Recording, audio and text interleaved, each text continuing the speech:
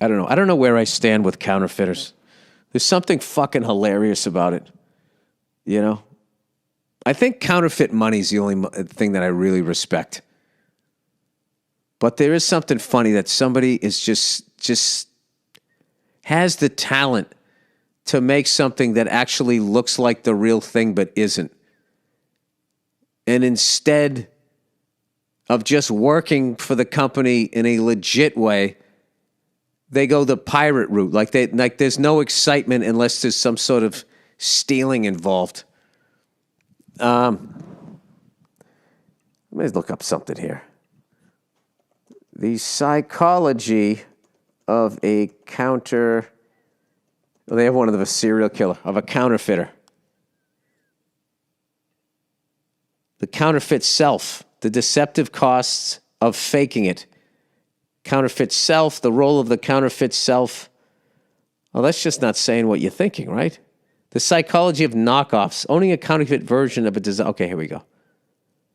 Oh, this is why people buy it. They're not saying why they make it. This is how I surf the internet. I come up with weird theories, and then, Jesus Christ, look at the fucking legs on her. This website uses cookies. Oh, does it? So does the government. I don't understand why. I don't understand. It says accept or reject, and I just say reject, like they're not doing it anyway.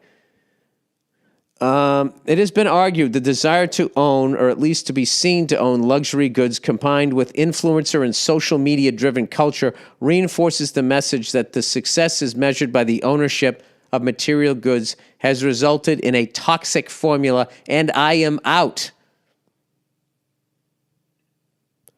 I'm out. Just the whole way that was fucking written, I'm just like, this is just a fucking... just skimming the surface article. First, and not even that, I want to know why. I want to talk to a counterfeiter. Well, you just sat there. Everybody thinks I got to go out and make money. They don't really think I need to make money. You know? Like literally. That's funny if you're a counterfeiter. What have you been up to? Making money. What are you doing? I'm in the paper industry. That shit is fascinating to me.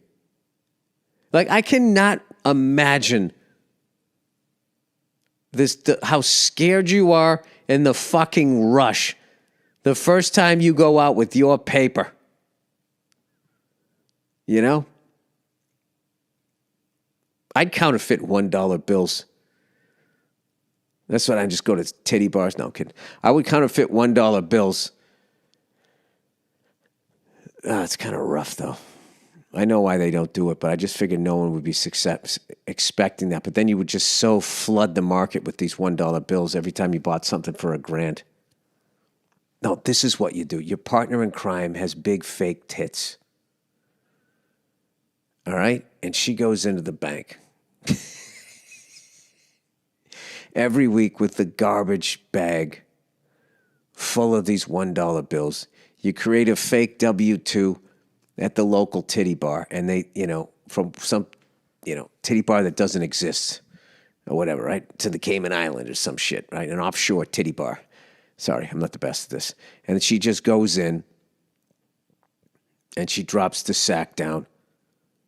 And then she doesn't withdraw it, right? And then you just have like the ATM card, and then you just work on that, right? And here's the thing, she's a real stripper. That's it, she's a real fucking stripper.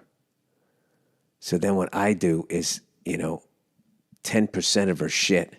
At that point, I might as well be doing 5s and 20s, but I feel like they're going to figure, don't take it to a bank, they're going to figure it out. Stupid idea.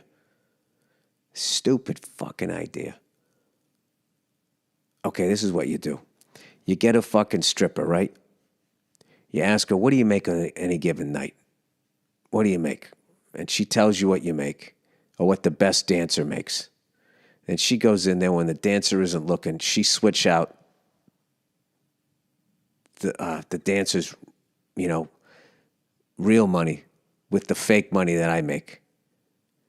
And then she'd take it down to the bank and she'd immediately get caught. And she'd say, I got it at work. And then they would set up cameras and then we get caught. Fuck, this is hard. All right. Whatever. I'll get back to you on that one. You ever remember watching like Pawn Stars? And they'd have those experts come in on shit? Or I like watching stuff where people tell if it's like a fake Cuban cigar or not. That's a big one for me. I like when I see fake guitars. I follow this kid. He collects guitars, and he bought this Slash model, the snake pit one that had the snake on the outside and going up the neck and all of this shit. And they didn't make that many of them, so the guitar is worth like, I don't know, 15, 20 fucking grand.